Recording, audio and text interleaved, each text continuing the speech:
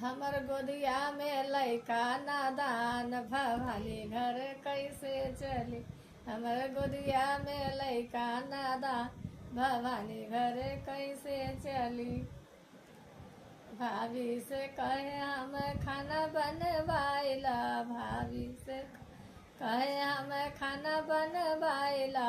पापू हमारे बहू के बोलाइला, पापू हमारे बहू के बोलाइला। उता में कब से बानी परेशान, भवानी घर कैसे चली। उता में कब से बानी परेशान, भवानी घर कैसे चली। हमर गोदिया में लइका नादान, भवानी घर कैसे चली।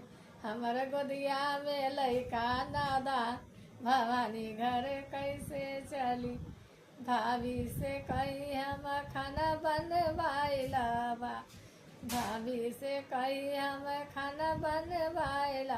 पापू हमारे बहू के बोलाइला, पापू अरे बहू के बोलाइला। उता मेकअप में बानी परेशान, भवानी घर कैसे चली। उता मेकअप में बानी परेशान, भवानी घर कैसे चली। हमर गोदिया में लइका नादान, भवानी घर कैसे चली। हमर गोदिया में लइका नादान, भवानी घर कैसे चली। भाभी से कहे हम खाना बनवाइला, भाभी कहे हम खाना बनवाइला। पापू हमारे बहू के बोलाइला, पापू हमारे बहू के बोलाइला।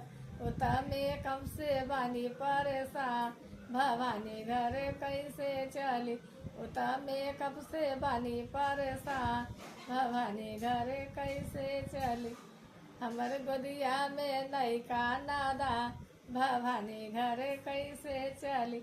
हमर गोदिया में लइका नादान, भवानी घर कैसे चली।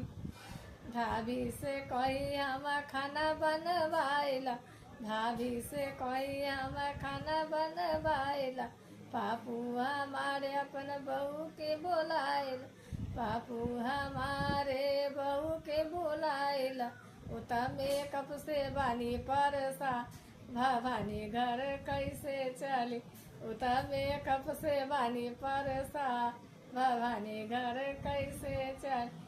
हमर गोदिया में लइका नादान, भवानी घर कैसे चली।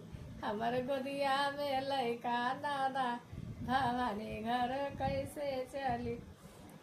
भाभी से कही हम खाना बनवाइला, भाभी से कही हम खाना बनवाइला। पापू हमारे अपन बहू के बोलाइला, पापू हमारे बहू के बोलाइला। उता मेकअप से बानी परेशान, भवानी घर कैसे चली। उता मेकअप से बानी परेशान, भवानी घर कैसे चली। जय माता।